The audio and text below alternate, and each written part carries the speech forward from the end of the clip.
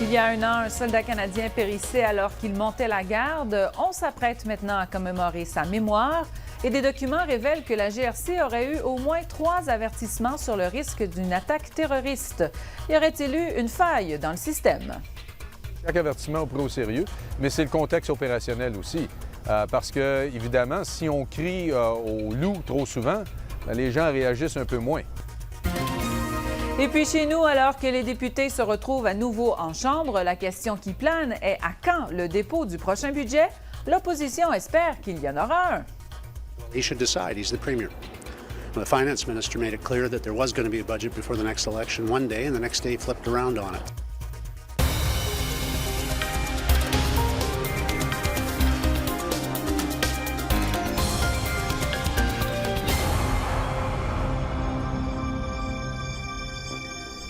Bonjour, Mesdames et Messieurs. Nous débutons notre survol de l'actualité de ce soir avec des informations qui auraient pu éviter un triste événement survenu il y a presque un an. C'est que nous sommes à la veille du premier anniversaire de l'attentat du Parlement à Ottawa. Et voilà que de nouvelles révélations font surface. Plus d'1 millier de pages de documents obtenus par la CBC montrent que la GRC avait reçu dans les jours précédant la fusillade au moins 3 avertissements sur le risque d'une attaque terroriste. Les documents révèlent que la GRC connaissait un problème d'effectifs sur la colline parlementaire. Marc Godbout explique. Les derniers préparatifs avant la commémoration de l'attaque. Un an plus tard, une occasion de rendre hommage au caporal Nathan Cirillo. Mais à quelques heures de la cérémonie, des révélations ramènent encore la même question. Aurait-on pu prévenir les événements? On aurait pu prendre en compte cette menace de façon peut-être plus importante et effectivement s'atteler à augmenter la sécurité des infrastructures critiques. Des documents obtenus en vertu de la loi d'accès à l'information révèlent que dans les jours précédant la fusillade au Parlement, la GRC avait reçu 3 avertissements d'attaques terroristes potentielles visant les forces de l'ordre. Mais ces alertes ne sont pas inhabituelles, fait remarquer cet ancien sous-commissaire de la GRC. Chaque avertissement est pris au sérieux, mais c'est le contexte opérationnel aussi. Parce que, évidemment, si on crie au loup trop souvent, les gens réagissent un peu moins. Donc, il faut quand même s'assurer que le renseignement est mis en contexte. Aux appels à la vigilance s'ajoute un rapport du département des ressources humaines de la GRC. On y souligne qu'au moins 29 postes d'agents sur la colline étaient vacants. Des effectifs réduits en raison des compressions budgétaires imposées par le gouvernement.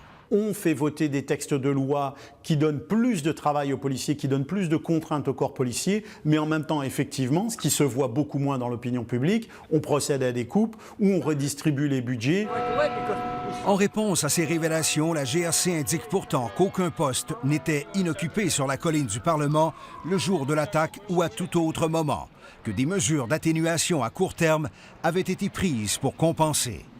Peu importe, depuis, on a réalisé qu'il fallait faire davantage. Suite à la tragédie du 22 octobre, les effectifs ont été considérablement augmentés ici sur la colline, presque doublés. Puis il y a eu aussi du durcissement d'accessibilité à certains buildings. Cet événement a permis de tirer certaines leçons. Mais malgré l'ajout de nombreuses mesures de contrôle au Parlement, l'équilibre entre sécurité et accès au public reste une équation délicate. Ici Marc Godbout, Radio-Canada, Ottawa. On revient chez nous pour parler de la reprise des travaux à la législature du Manitoba qui est passée quelque peu inaperçue hier au lendemain des élections fédérales. C'était donc aujourd'hui la 2e journée de débat au Palais législatif, une session qui se déroule à environ 6 mois du prochain scrutin provincial. J'en discute avec mon collègue Samuel Rancourt qui était au Palais législatif cet après-midi. Samuel, il faut dire que les débats cet après-midi ont majoritairement porté sur la situation financière là, de la province. C'était définitivement un débat mouvementé aujourd'hui avec beaucoup de critiques de l'opposition. Le Parti progressiste conservateur qui a martelé qu'en juillet dernier, l'agence de notation Moody's avait diminué la cote de crédit du Manitoba en raison d'une augmentation de la dette de la province. L'opposition qui a également rappelé que la province a accumulé un déficit à partir de l'année fiscale 2009-2010. Les néo-démocrates avaient promis aussi de balancer le budget en 2015 pour finalement repousser leurs promesses en 2017, puis en 2019. Vous mentionnez budget, c'est la question qui brûle les lèvres, du moins de l'opposition, là, parce qu'on se demande quand est-ce qu'il va être déposé, parce qu'il n'y a pas de date là, pour ça. C'est ça, il n'y a toujours rien de précis. La province qui veut attendre le dépôt du budget du gouvernement fédéral afin de savoir combien d'argent lui sera remis, ce qui signifie qu'il n'y a rien qui indique que le budget de la province va être déposé avant le déclenchement des élections le 19 avril 2016, mais il y a d'autres options, comme l'explique le ministre de l'Éducation, James Allema. All options are on the table when it comes to the budget. I think what the Premier and the Finance Minister have both indicated is that there will be at a minimum, a fiscal update. Donc, Carla, peut-être une mise à jour du budget, mais on ne sait pas quand. Ce qui est aberrant selon le chef de l'opposition officielle, Brian Pallister. Je vous invite à l'écouter. What's even more reckless is not producing a budget. Well, he should decide. He's the Premier. The Finance Minister made it clear that there was going to be a budget before the next election one day, and the next day flipped around on it. So let's get real.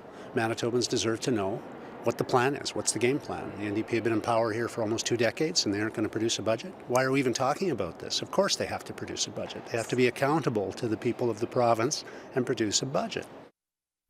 Toutefois, ce qui est étonnant, c'est que M. Pallister n'a pas posé de questions sur le dépôt du budget durant la période de questions, même si, lorsqu'il s'est entretenu avec les journalistes, c'était un enjeu qui lui tenait à cœur.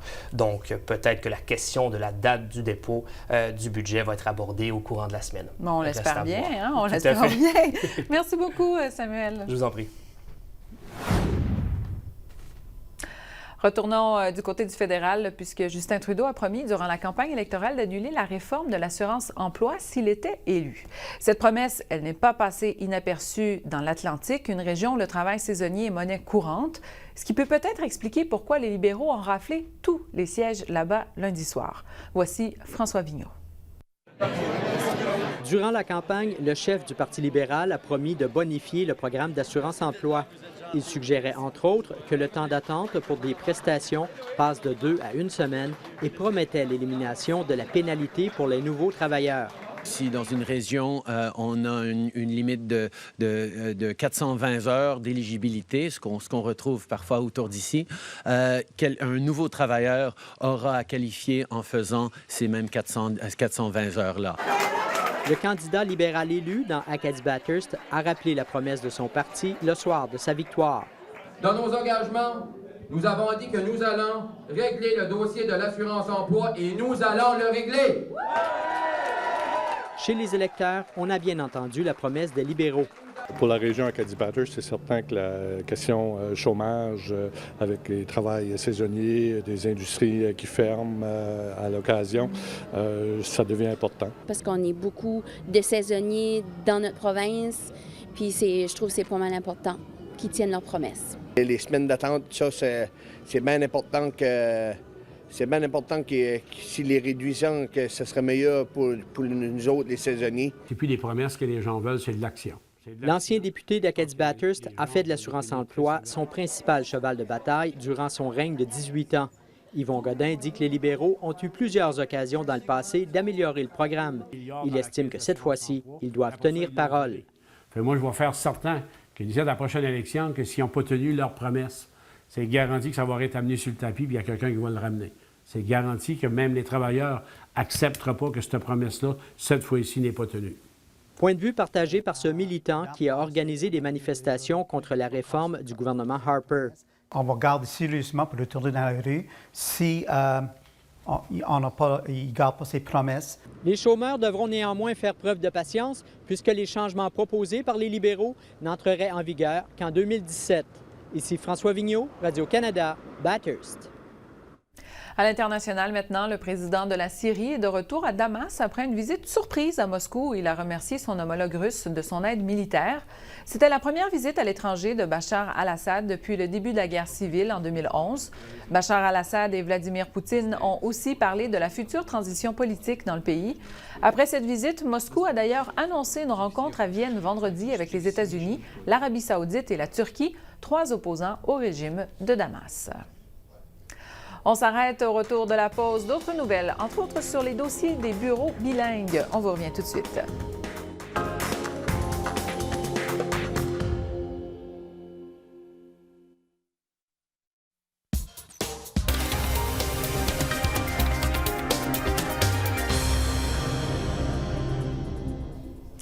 La GRC souhaite retirer la désignation bilingue à son détachement de Carman. La décision a été prise à la lumière des données venant du dernier recensement. Dans cette région, la population francophone est passée sous la barre des 5 %. La GRC doit tenir une consultation auprès de la communauté avant de retirer la désignation bilingue du détachement de Carman.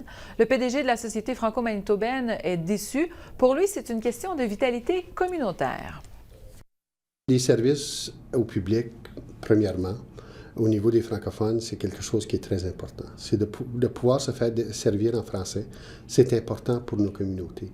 Et pour nous, on veut préserver ces services-là. Je pense que le gouvernement fédéral a une obligation d'aller au-delà de simples calculs mathématiques.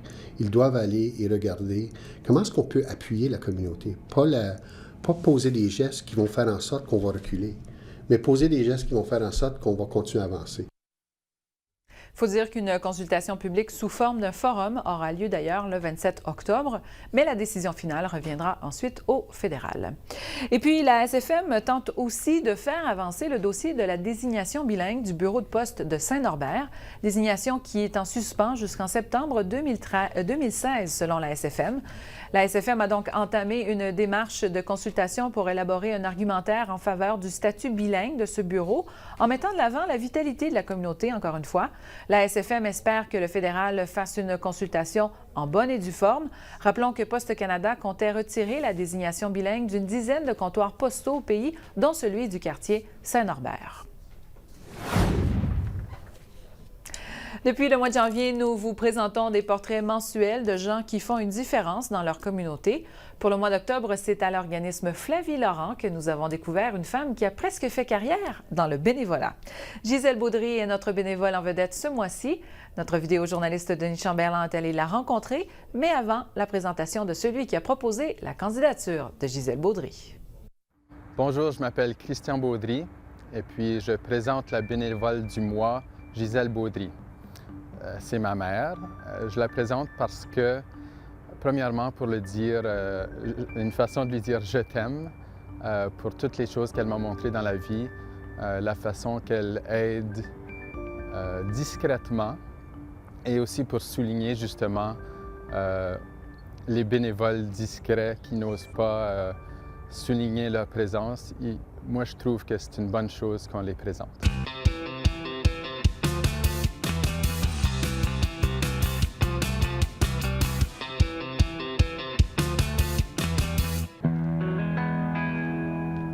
Il y avait un emploi qui permettait de voyager. On arrivait dans un village et puis là, je voulais m'impliquer parce que j'avais le goût de vivre dans la communauté puis participer. Alors, n'importe quand qu'il y avait une occasion de participer, soit que ce soit avec les scouts, avec les 4H ou à l'église, les liturgies des enfants, des choses comme ça, bien, je sautais dedans parce que c'était ma chance. Puis je pense que c'est un privilège aussi de pouvoir le faire. Je participe où on a besoin de moi. Dernièrement, c'est le triage des sacs et des boîtes qui arrivent. C'est bien un vacuum, ça, quelque chose de même. On donne comme bénévole, mais je trouve qu'il y a tellement plus qu'on peut apprendre, qu'on peut recevoir des personnes qu'on côtoie, je pense des expériences de vie. On dirait qu'on veut toujours aller plus. On commence peut-être par dire, mais j'irai pour un jour, comme un matin. Ou là, bien, je peux y aller demain, je vais aller demain. Je vais continuer à y aller. Puis on se fait des amitiés. C'est peut-être égoïste aussi. Hein? Pourquoi est-ce que j'irais faire quelque chose puis que ça ne fait pas du bien? Je pense que j'arrêterais.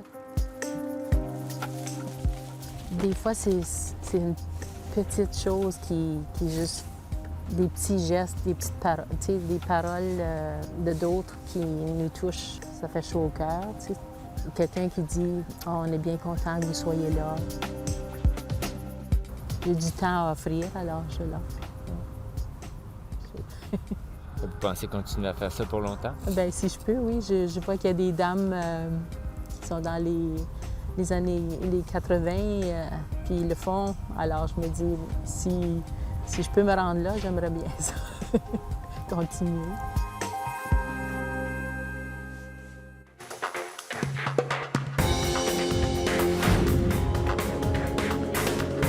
Plus tard à l'émission, je vous amène sur le BCMC Trail, l'un des sentiers les moins connus de Nord Vancouver.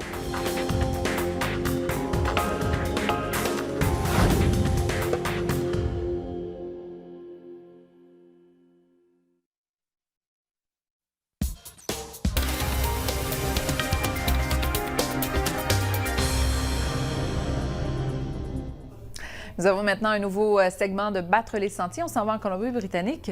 Et pour les touristes comme pour les gens de Vancouver, le Grouse Grind est un sentier incontournable.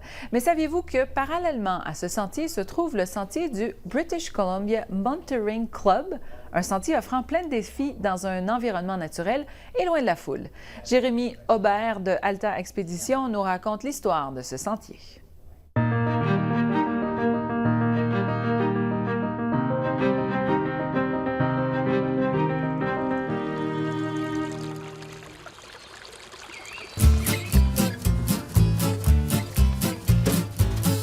La première fois que j'ai fait le BCMC Trail, c'était en descente, en revenant de Goat Mountain.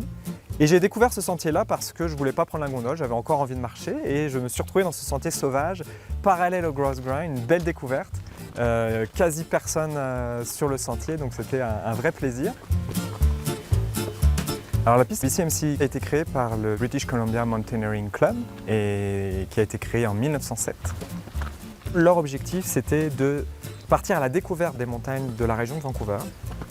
Ils voulaient préserver la forêt alpine avant qu'on y crée des routes, qu'on y crée d'autres choses qui pourraient nuire à la forêt. Et ensuite, ils se sont dit, on va créer des activités culturelles, ludiques, scientifiques aussi, dans le but d'arriver à ces objectifs-là, c'est-à-dire préserver la nature. Donc ils étaient quand même précurseurs parce que quand on parle de 1907, c'était loin dans l'histoire. Puis ils avaient déjà cette conscience écologique qui était importante. Donc ce sentier-là était un des premiers à être créé.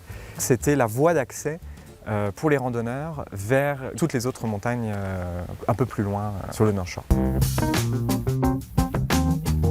Le dénivelé de la piste est 850 mètres de dénivelé, donc on est autour de 20-25% de dénivelé, donc c'est très raide.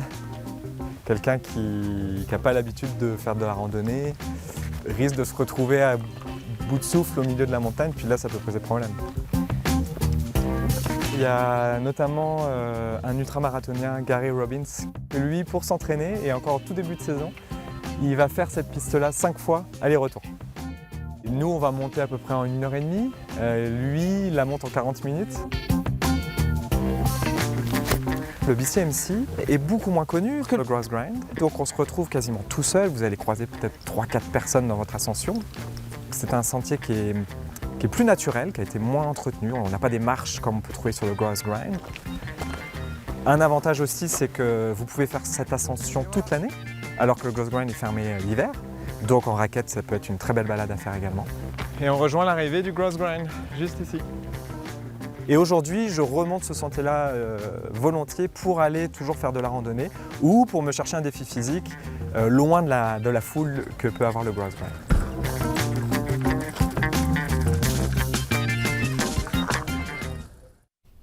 Alors maintenant sur la scène communautaire, puisqu'il y a des étudiants qui se rassemblent à l'Université de Saint-Boniface ce soir pour former un big band. Il y a une pratique de musique qui a déjà commencé. Caroline Touchette s'y trouve. Nous allons donc la rejoindre. Et Caroline, il faut dire que c'est la première fois qu'il y a quelque chose du genre qui est organisé à l'université. Tout à fait. C'est la première fois que l'Université de Saint-Boniface organise justement un groupe musical. C'est la deuxième fois que le groupe se rassemble. C'est tous les mercredis soirs. Justement, ici, nous avons déjà plusieurs musiciens qui sont rassemblés pour une deuxième pratique. Et j'ai avec moi la directrice musicale, Elizabeth Larue. Bonsoir, Elizabeth. Si on peut interrompre 3 secondes. Oui, bonjour. Alors, dis-moi, d'où est venue l'idée de justement organiser un groupe de musique à l'université? Bien, déjà à l'université, il y a un choral. Ça a commencé il y a quelques années. Et oui, on a vu qu'il y avait aussi une demande pour les instrumentalistes, un endroit où on pourrait jouer et avoir un moment musical pendant notre semaine scolaire. Ah ben c'est parfait. Alors, qu'est-ce qu'on s'attend à voir? Parce que je sais qu'on en a quelques-uns, ça vient tout juste de commencer. Est-ce qu'on s'attend à voir encore plus de musiciens? Est-ce qu'on planifie peut-être des spectacles? Oui, on recrute encore. On a quelques musiciens ici ce soir. On avait encore quelques autres la semaine dernière et on espère qu'on pourrait avoir la batterie, les trombones, les trompettes, les cuivres et tout le monde qui joue un instrument est le bienvenu. Ah, ben c'est génial. Donc, justement, c'est le SAC qui a organisé ça. Je comprends aussi que Édouard Lamontagne a aidé aussi. Donc, c'est quoi son rôle là-dedans? Lui, il est là pour nous aider. J'ai entendu parler aussi qu'il veut jouer avec nous. Yann Dallaire et Édouard et moi, on s'est rencontrés. On s'est dit que le SAC devrait avoir quelque chose comme ça. Comme il y a déjà le choral, pourquoi pas avoir un big band? Et puis, les étudiants ici ont tellement de talent. Je pouvais l'entendre tantôt. Donc, est-ce qu'on pourrait entendre un petit extrait de ce que vous avez pratiqué tantôt? Absolument. OK, bien, on écoute.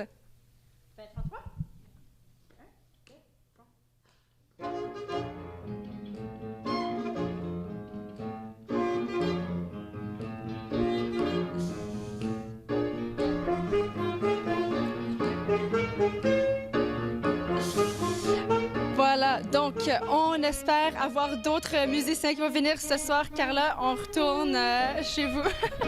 Merci pour cette pause musicale, Caroline.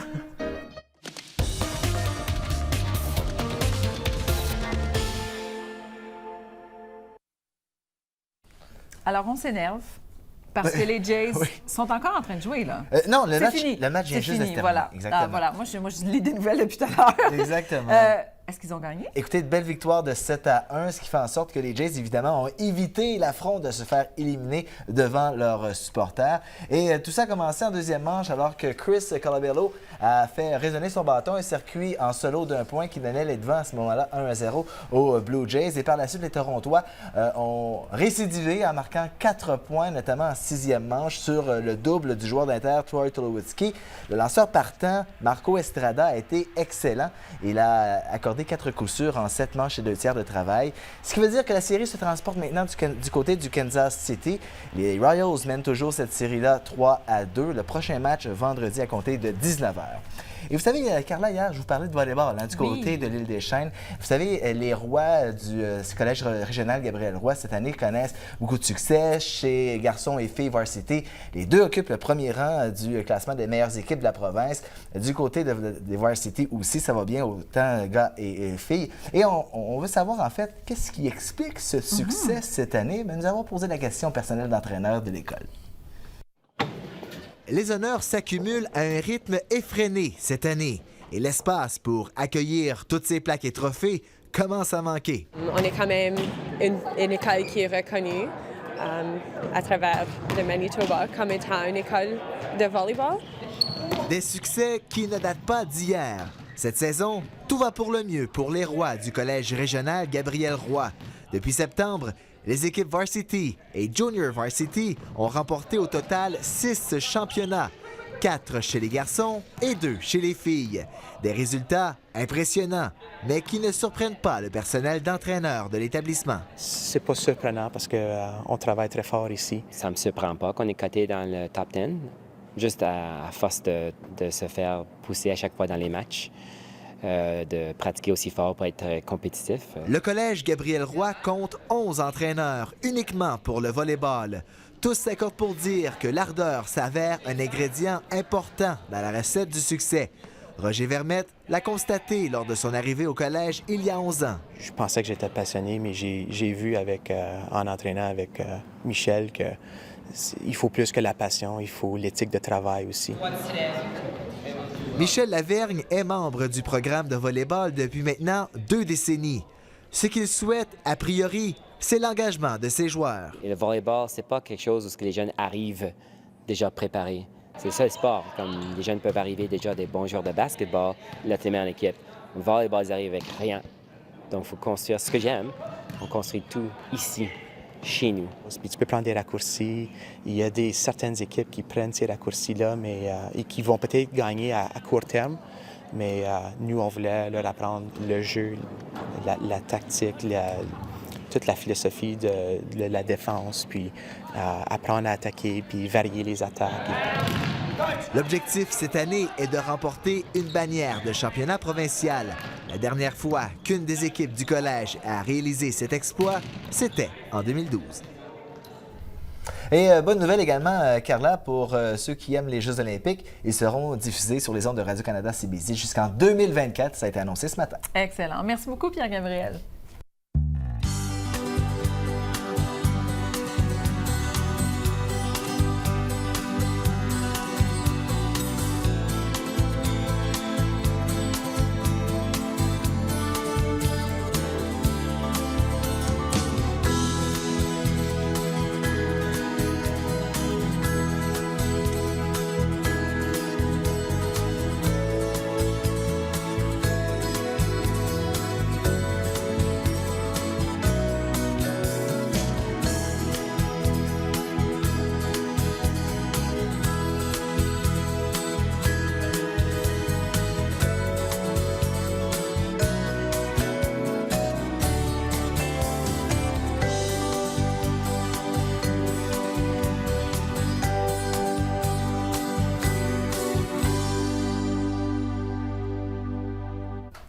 Et voilà, c'est déjà la fin de cette édition du Téléjournal Manitoba du 21 octobre 2015. Est-ce que cette date vous dit quelque chose? C'est une date très populaire. Elle était dans le film Le Retour vers le futur. Chose qu'on a beaucoup parlé aujourd'hui. Certainement que vous allez trouver des informations sur Internet, peut-être sur notre site aussi. Alors voilà, sur ce, bonne soirée à notre antenne. À demain.